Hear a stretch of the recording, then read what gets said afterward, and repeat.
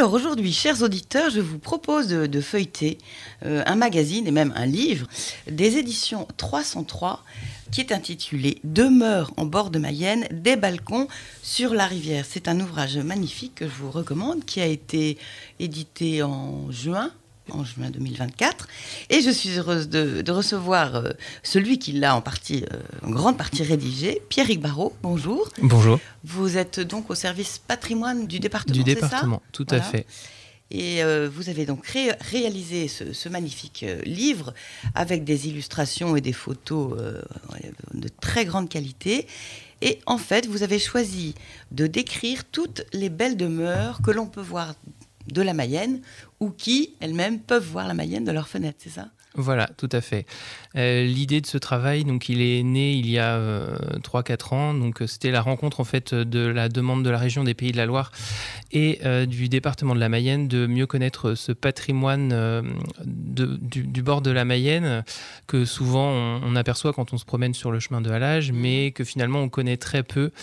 Toutes ces demeures qu'on aperçoit ou qu'on voit très bien, ça dépend selon les cas.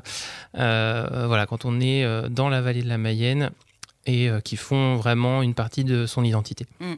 Est-ce que vous avez choisi de partir du nord, par exemple, du nord du département, et puis d'arriver au sud ? Comment est-ce que vous avez opéré ? Alors, le travail s'est effectivement déroulé de la sorte, c'est-à-dire que je suis parti du nord, de la source, à Préampaille-Saint-Sanson, et puis je suis redescendu progressivement vers Ménil-les-Dents. Donc ça, c'était, on va dire, ma petite façon de travailler, mais dans l'ouvrage, les demeures sont présentées plutôt par thématique et non pas au fil de la rivière. Et alors ces demeures, d'abord ce sont toutes des belles demeures, ça c'était un choix, en général aristocratique. Tout à fait, ce sont des demeures aristocratiques. Pourquoi ? Parce qu'en fait on s'est rendu compte que finalement, au sein de la vallée de la Mayenne, il y a assez peu d'habitat, on va dire, d'habitat rural, puisque la vallée est généralement assez encaissée. Et donc, on a assez peu de fermes, ou en tout cas peu de fermes qui sont en lien avec la rivière. Donc, on a choisi vraiment cette thématique des demeures aristocratiques, puisque là, on a vraiment une volonté, d'ailleurs depuis la fin du Moyen-Âge, des aristocrates, des nobles, des bourgeois enrichis, de s'installer dans la vallée pour profiter des panoramas sur la rivière, notamment en bénéficiant de toutes ces éminences rocheuses qu'on peut voir le long de la Mayenne ou bien dans les zones un peu plus dégagées où on a des larges vues sur la vallée et sur le lit de la rivière. Donc on ne parle pas du tout ni des moulins, ni des barrages ou des constructions autour des barrages. Non. Non, ça c'est un autre Dans cet ouvrage, thème. on ne parle pas des moulins, des aménagements hydrauliques, mais tous ces éléments ont déjà été étudiés par mon prédécesseur Nicolas Foineau, qui avait dans les années 2000 déjà investigué ce champ d'études. Ah oui, et donc il y a eu un ouvrage là-dessus ? Il n'y a pas eu d'ouvrage malheureusement, quel mais il y a dommage. des dossiers d'inventaire qui sont consultables en ligne sur le site de la région des Pays de la Loire. Et alors, évidemment, vous avez travaillé, en tout cas, avec un photographe, Pierre-Bernard Fourny. Tout à fait. Magnifique photo. Tout à fait. C'est notre chance quand on fait des études d'inventaire du patrimoine. On a l'accompagnement des photographes de l'inventaire à la région qui nous permettent de faire de très beaux clichés. On a pu faire des vues en drone notamment qui donnent tout de suite un autre point de vue beaucoup plus intéressant pour comprendre le paysage. Et puis, on a des très belles photos d'extérieur, d'intérieur. On a pu aussi reproduire un certain nombre de documents d'archives, notamment grâce à la photographe des archives départementales, Alison Ogmar. Du coup, votre thématique, ça a plutôt été selon les siècles. Vous partez, par exemple, du 15e, 16e ou... Oui, l'idée, ça a été vraiment de comprendre l'évolution de l'habitat aristocratique dans la vallée depuis ses origines jusque, on va dire, à la fin du 19e siècle, début du 20e siècle, où là, on arrête la construction de belles demeures dans la vallée. Et donc, on est remonté... Alors, on a certes une occupation très ancienne au milieu du Moyen-Âge avec tout ce qui est type mode castral. Bon, ça, c'est un aspect qu'on a un peu plus délaissé puisque finalement, on manque de sources et il faudrait vraiment investir des travaux de nature archéologique. Oui. Par contre, on a encore des manoirs de la fin du Moyen-Âge ou du début de la période moderne. Je pense par exemple à la Coudre à Changé, qui est un très bel exemple. Donc on a ces éléments pour les plus anciens qui sont encore en place. Et puis à la période moderne, notamment 17e, 18e siècle, on va avoir les maisons ce qu'on appelle les maisons de maître, en fait, notamment des bourgeois citadins, puisqu'à cette époque, la bourgeoisie des villes, notamment Laval et Château-Gontier, prend son essor avec le commerce des toiles qui est bien connu, notamment, et donc qui copie un petit peu le mode de vie de la grande noblesse et se fait construire des maisons à la campagne. Pour se délasser, notamment à la belle saison. De la vie trépidante des villes. Voilà. Et puis on termine avec le 19e, qui est vraiment la période qui nous intéresse ici, puisque c'est sur le 19e qu'on a le plus gros corpus de châteaux. C'est à cette époque qu'on a vraiment réinvesti la vallée, qu'on a agrandi, reconstruit ou bien construit ex nihilo des châteaux, même si la définition de château est toujours un peu complexe au 19e siècle, puisque théoriquement, le château appartient à la période féodale, mais en tout cas, voilà, ces grandes demeures avec parc, avec commun, avec un domaine constitué de fermes qui servent principalement à la résidence au beau jour, puisque les propriétaires ont toujours une maison ou un hôtel particulier dans les villes. Oui, c'est ça.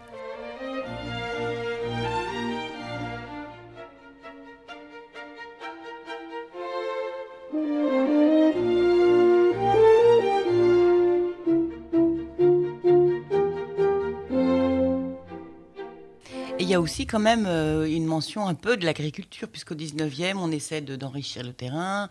Tout à fait. Et ça, vous l'avez très bien ressenti dans vos recherches aussi. Oui. C'est notamment ce qui est abordé dans la dernière partie de l'ouvrage, tout ce travail qui a été fait sur les domaines de ces châteaux, donc à la fois le réaménagement des parcs paysagers et puis la modernisation des domaines agricoles avec la construction de nouvelles fermes dans l'air du temps, en s'inspirant des grands modèles qui circulent, notamment importés d'Angleterre. Donc on va construire des fermes rationnelles, veillant à la fois à l'amélioration des races, à améliorer également toute la fonctionnalité des bâtiments, c'est-à-dire qu'on va par exemple chercher à construire le logement isolé des dépendances agricoles pour éviter la propagation des incendies. Les étables, on va les aérer au maximum avec beaucoup d'ouverture pour éviter aux animaux de contracter des maladies. Donc tout ça, toutes ces améliorations, c'est des choses qu'on met en place au 19e siècle et notamment dans le foyer, entre guillemets, des maisons aristocratiques, puisque c'est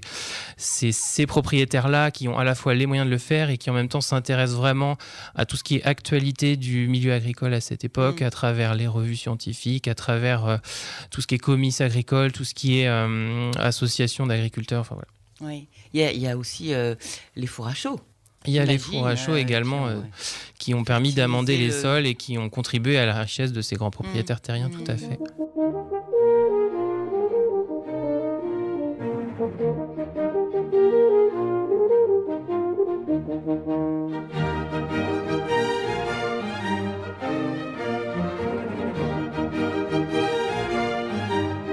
Est-ce que vous mentionnez, par exemple, les bâtiments religieux qui peuvent être en bordure de Mayenne, comme l'abbaye du Port du Salut. Oui.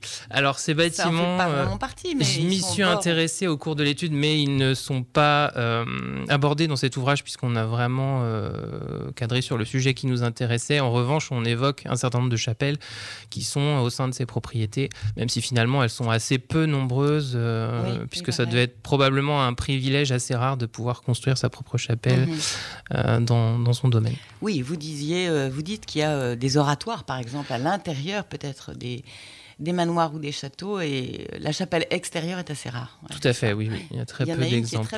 Il y en a une qui est très belle, c'est la chapelle de la Marie à Alexin, qui figure parmi les plus belles aujourd'hui en place et qui a été construite par un architecte parisien qui s'appelle Darcy et qui a fait appel à un vivier de décorateurs et notamment un vitrailliste. Enfin, un vitrailliste et un peintre le peintre a travaillé notamment sur des chantiers assez prestigieux tels que le Parlement de Rennes et le Panthéon à Paris, effectivement. Donc on voit que par cet architecte, le propriétaire à l'époque a eu accès à un milieu très, très convoité de décorateurs et d'architectes de Paris.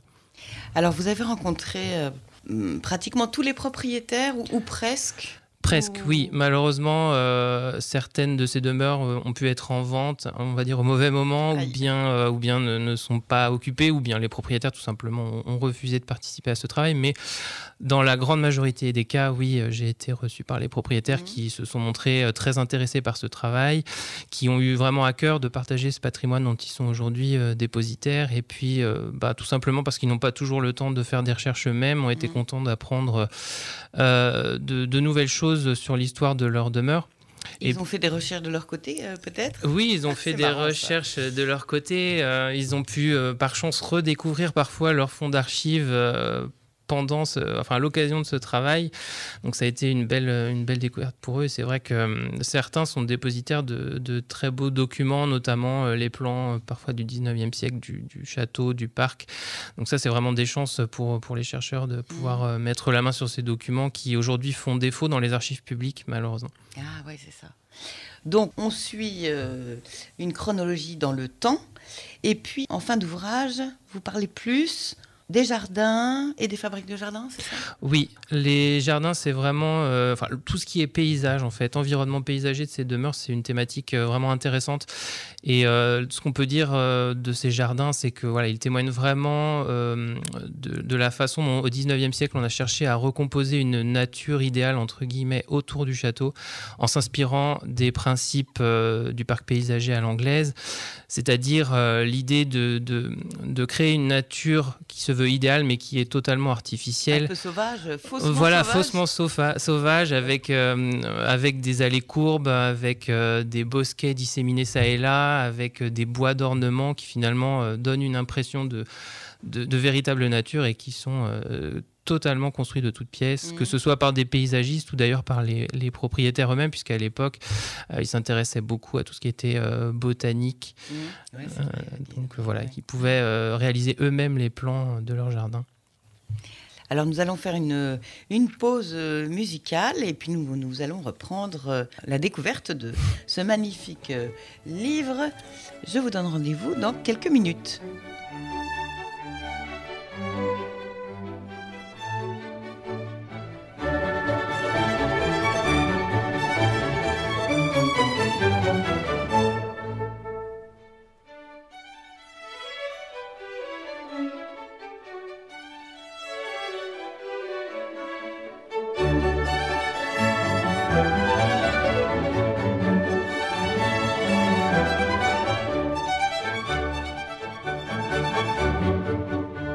Vous êtes bien sur Fidélité Mayenne, dans notre émission Art, Culture et Patrimoine. Nous feuilletons avec l'auteur de ce livre magnifique, l'ouvrage Demeure en bord de Mayenne, des balcons sur la rivière. Et je suis toujours en compagnie de Pierrick Barrault, qui a réalisé donc en plus tous les textes de ce très très beau livre que l'on peut trouver dans toutes les librairies au prix de 20 €. C'est ça, ou sinon sur le site des éditions 303 également. Éditions 303, qui sont des éditions régionales. Tout à fait. C'est ça. Je voulais vous demander, est-ce que vous avez eu des coups de cœur qu'est-ce qui vous a le plus frappé dans cette découverte et qu'est-ce qui vous a plu énormément ? Alors, des coups de cœur. Franchement, chaque lieu a été un coup de cœur, puisque ce sont quand même des très beaux lieux. Enfin, c'est vraiment une chance qui m'a été faite de pouvoir travailler sur cette thématique, puisque on découvre vraiment des très belles propriétés. Des coups de cœur particuliers, c'est peut-être quand il y a des fonds d'archives complets ou en tout cas très riches, conservés chez les particuliers, par exemple que ce soit au château de la Valette à Villers-Charlemagne, au château de Mirevaux à Château-Gontier-sur-Mayenne, au château de la Marie à Alexin. Enfin voilà, il y a un certain nombre de propriétés où on a vraiment eu la transmission de toute cette documentation qui aujourd'hui permet de bien comprendre l'histoire de ces propriétés. Et parfois, malheureusement, il n'y a plus rien parce qu'il y a eu des ventes, parce qu'il y a eu des pertes. Et du coup, c'est un petit peu plus compliqué de retracer cette histoire. Mais en tout cas, c'est toujours un plaisir d'essayer de comprendre ce patrimoine qui finalement est très proche, qui finalement est pas si ancien, mais qui finalement est très peu connu. Oui, c'est un peu mystérieux, on découvre plein de choses, quoi. Tout à fait. Oui. Et moi, j'avais l'impression que les demeures, de villégiature au bord de l'eau, c'était plus le sud de la Mayenne, vers Château-Gontier et autres, vers la Loire. Et dans le nord Mayenne, quand même, il y a des grandes demeures, un peu de vacances aussi? Alors effectivement, on fait ce constat que plus on descend, plus la densité est forte pour tout ce qui est château et belles demeures en bord de rivière. Néanmoins, on en trouve quand même quelques-unes dans la région de Mayenne et au-delà. Je pense au château de Cigné en Brière-les-Vallées, enfin le château de Torcé, pardon. Sur l'ancienne commune de Cigné, et puis autrement le château de Louiseval qui est également sur Ambrières. On a le château de Rochefeuille qui aujourd'hui est un lycée professionnel sur la commune de Mayenne, au nord de Mayenne. Bien, voilà. Oui. On voit la Mayenne Alors on ne voit pas directement la Mayenne, mais en tout cas on voit bien que le château est pensé pour être dirigé vers la vallée et avoir une vue sur la vallée. Donc on en a quelques-uns, mais beaucoup moins effectivement dans le nord Mayenne. Il faut dire que la proximité de l'Anjou était probablement assez enviable pour construire ce type de demeure. Et c'est peut-être une erreur, mais j'ai l'impression que c'est beaucoup plus encaissé dans le nord Mayenne que dans le sud. C'est aussi beaucoup plus encaissé, et puis on a des échappées visuelles moins fortes sur la vallée. Donc il y a probablement aussi cet environnement qui a influencé aussi les choix des constructeurs. Et au niveau des beaux jardins, ils se situent aussi dans le sud de Mayenne. On a quelques jardins donc remarquables ou des jardins classés. Tout à fait. Alors, la Rongère, effectivement, ça c'est le jardin, le beau jardin à la française qu'on a sur les bords de la Mayenne. Sur quelle commune déjà, la Rongère ? On est sur la Roche-Neuville, anciennement Saint-Sulpice. Ah, c'est ça. Donc là, on est sur un jardin effectivement classé. Classé pourquoi ? Parce qu'en fait, il est authentique. Il est vraiment dans son aspect d'origine tel qu'il était au XVIIIe siècle. On a des plans de 1749, si je ne dis pas de bêtises, où on le voit tel qu'il est aujourd'hui. Donc, ce qui lui a valu le classement au titre des monuments historiques. Et en même temps, ce jardin qui est tout à fait exceptionnel, il n'est pas représentatif de ce qu'on trouve sur les bords de Mayenne, puisque je vous disais que c'était plutôt des jardins paysagers à l'anglaise du XIXe siècle qu'on trouvait. Et donc, alors on n'en a aucun qui soit protégé, si je dis de bêtises, dans cette typologie ici, mais en tout cas on a aussi de très beaux ensembles.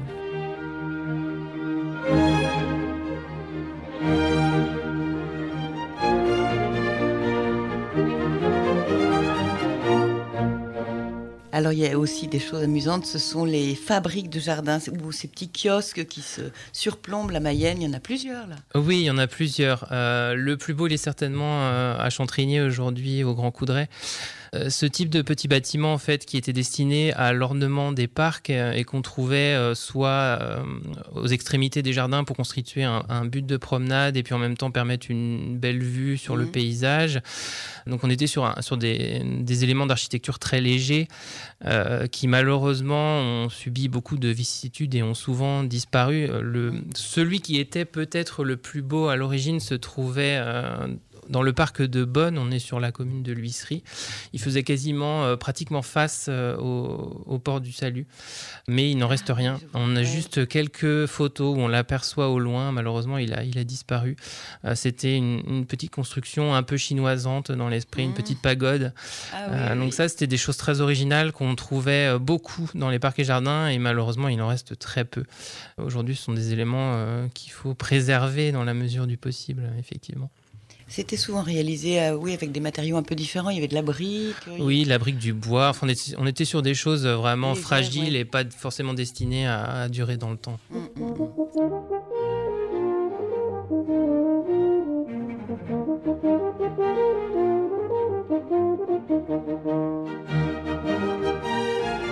Alors, quel type d'architecture on peut retrouver d'une manière un peu récurrente ?